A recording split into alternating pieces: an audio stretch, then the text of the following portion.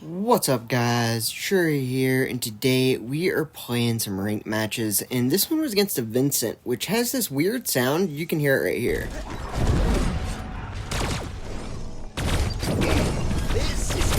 And basically, every time he changes forms, you can hear that noise, and so you can really know if he's next to you or not. So if you ever look at me and like, why are you just dancing around like an idiot? It's because I can hear Vincent next to me, and that was super annoying. But this is just the first game. We are going to have 3 different games, and 2 of them are going to be in the professional side of ranked.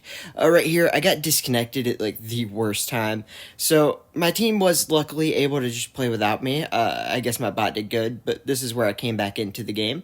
And we basically are able to do a pretty good job of getting everybody on our team forward and ahead of where they're at, allowing me to pinch in from behind and be able to take them out. And then I just wanted to show this match first because we played 3 and 2 were in the professional side of it, so you can kind of see the difference and see if you guys like the professional side of it or just regular ranked. I personally do like normal ranked better than the professional version, but right here we have our teammate behind the Vincent, so I'm gonna go ahead and let Rinks take him out, and then we're gonna go ahead and chase right here to make sure that our teammate lives. He does end up dying, but I mean, we tried. Well, either way, we are low, so we're going to get next to the cart to try to heal ourselves up from the cart, and then we're going to keep knocking back the Jabali. That way, he can just have as little distance on us as possible. That way, he'll do less damage, and it's just a lot easier to deal with him from afar. So every time he puts that shield up, I just knock him back, and that's really my whole job right here, is just to try to get him back as far as possible, and then knock out some of that shield from my team, and then we're going to try to wrap around. I do get the Vincent a little low there. He did a really good job to try to stay alive, and you just gotta give that Vincent all the credit in the world. This is not an easy team to live against, but he's doing a really good job of getting behind us, and if it wasn't for that sound cue, I honestly think that he would have done a little bit better. Honestly, he did a really good job of getting behind us and doing just a great job in general of flanking, and his sound cues from Vincent just really betrayed that. But amazing work by him to be able to do that well. Either way, we are going to move up, and I'm playing with very good people from one of the 6 North American Pro Series teams. Rinks is just one of the best Skadis in the world, so I figured I would steal Skadi from him, let him know how it's supposed to be played, you know. And then we're going to go around and just try to do our best to keep people contained. And what I mean by that is I am trying my best to be able to lock these people down, wed them, make sure that we aren't getting flanked, and a lot of this just comes down to the fact that they have a lot of people that want to get behind us, and if they do, that causes a lot of problems for our Osus. I want Rinks to basically just be able to shoot at will and not really have to worry about the shell coming right behind him or having like the Skadi get lost behind us, which at the higher levels of ranked is a lot easier said than done, but I'm able to kind of keep our right side flank pretty locked down, and then I just want to do my best to go ahead and lock this middle down, knowing that Retro's going to keep them just preoccupied over on the right side. Luckily, as he danced me, I was able to jump backwards with my web right at the same time. I do end up dying, but it does give my team a little bit easier of a time because they had to go chase me and get themselves into a really bad spot. And then Rinks and Retro just took him out. I mean, absolute professionals. Gotta love having great teammates. Shout out to those guys. Right here, we are able to do some pretty good damage, and then I know that this is the Shell's ult, and so I just kept my aimer on it in case he ended up transporting into it. He does, and we do get some damage off on it, and then the Shell's going to come for us, so I'm going to run over, get the heal, and just try to get to my team, and that way, if the Shell wants to come get me, he's going to have to play all of us. And one thing Skadis don't always do is not just about webbing people and dancing and just all of that great utility, it's also about the fact that you can get away from people and make them chase you, and they kind of have to, because if they just let you get away and set up by a wall peak, they're screwed. So they kind of have to chase you into really bad spots, and you can put the other team in really bad positions to where your team kind of has to go out there and then be able to clean them up with relative ease. Right there, we do end up webbing the Jabali while he was in his ult, and then it just ends because, I mean, time ran out. but the rest of the games are from first-person recording. When my game screwed up, it like messed the recording up, so I had to record that from the game replay station. But the rest of these are going to be from pro mode, and I don't like it because it's really nice just to be able to see Rinks and Retro above my teammates' names. And in this, they just have player 1, 2, and 3, and it's kind of annoying. It also kind of sucks because you don't know who's on the other team. In this game, for whatever reason, I thought I was playing Myron, because one of their guys had the same banner Myron does, and he played a character I thought Myron would have played. So that was a little scary at the beginning, and they did really good at the beginning too, which kind of like really flustered me a bit because I was just trying to have some fun. I've been sick first few games after like 4-day break. I don't want to play Myron my second game. I just don't. But luckily, it wasn't them. It was another very good team, because if you are in this, that means you were playing at Diamond or higher, which means you're one of the better players in the world. So, still, very good team.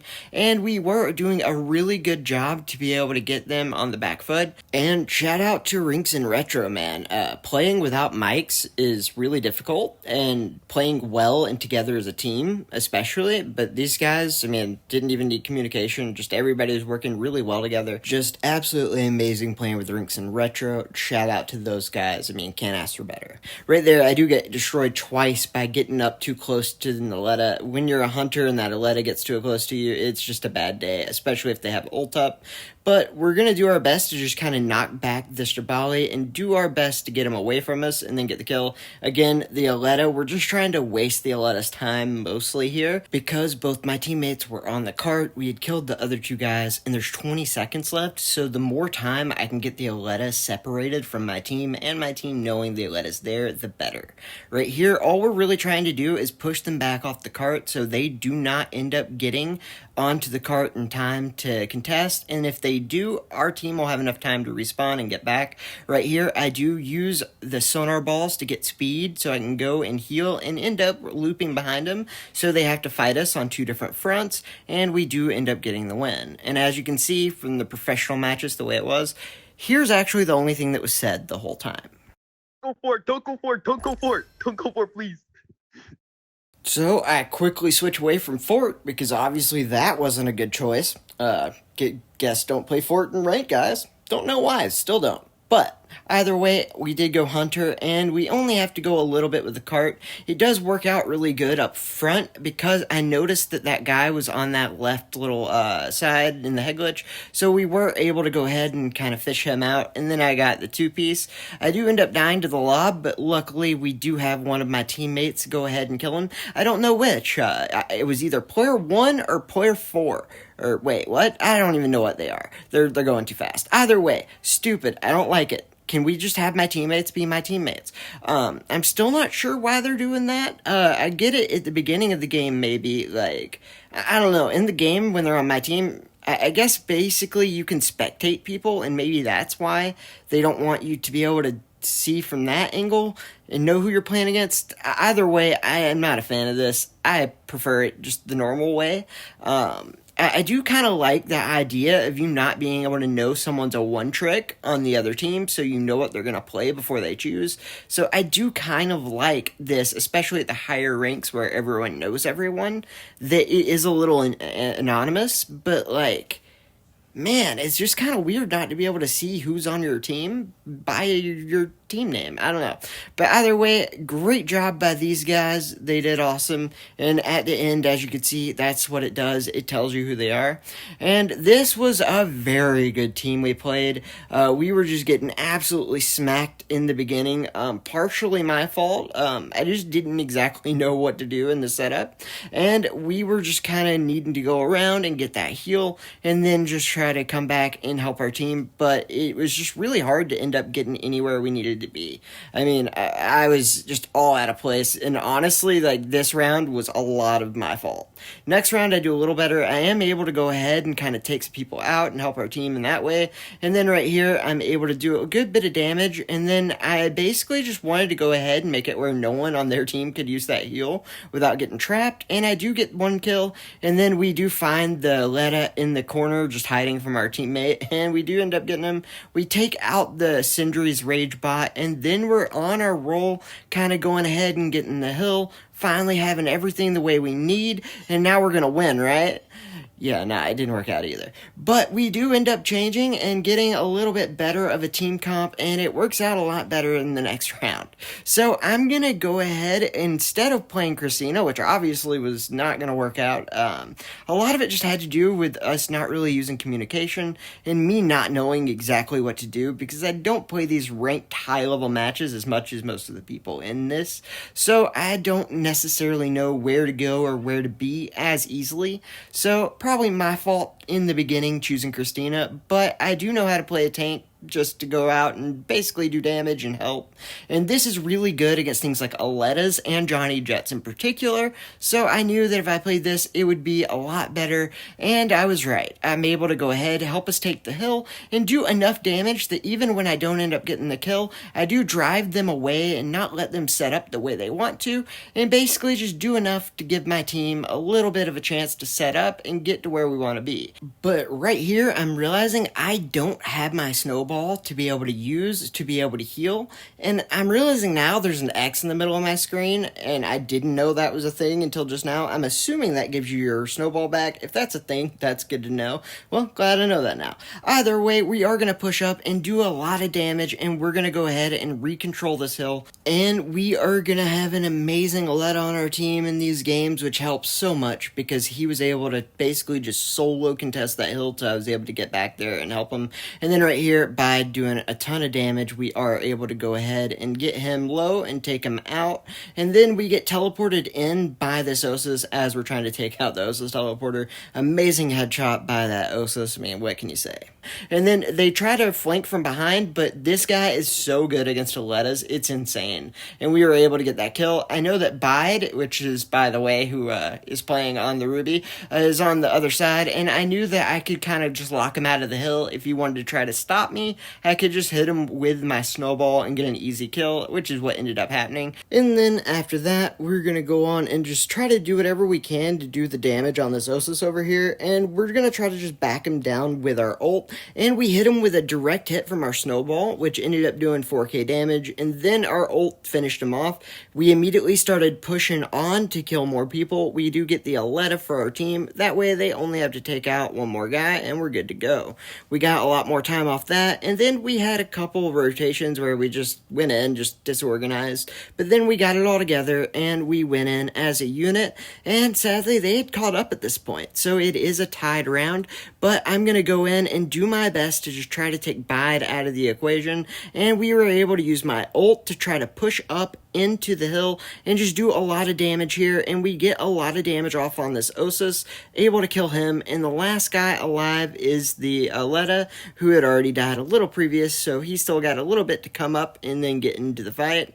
And then again, we're going to do so much damage onto this Ruby, immediately get the kill on him. Knowing the Aleta's behind us and fighting our Judix, I'm going to go push up, make sure that the Osus can't run away, and that's how we got the round. I then go, and then we play on Jabali, and I'm not good at Jabali, so I made us lose. My bad, guys. But hey, now we know I shouldn't go Fort or Jabali. Not nice to know. But great job by them. Gucci, Bide, and Aim were who were playing. And honestly, between having it tell you how many people are spectating you in the bottom corner, I don't like that. And I'm not a huge fan of not being able to just see who Rinks is and who Retro is on the map. It would help a lot being able to see my teammates, but you do have where there's really good teams that when people see they're playing against them, they'll play really awful strategies that just aren't fun for anyone to play against them. And then you also have people who are one tricks, you see them and you know what they're going to play so you can counter them. So there are some good changes here with the professional rank system, but being able to see your teammates' names is pretty important.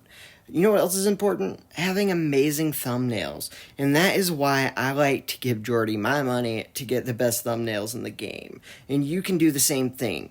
Go to my description, find out how to contact Jordy, and he can help you with your thumbnails also. Alright guys, I hope you have a great day.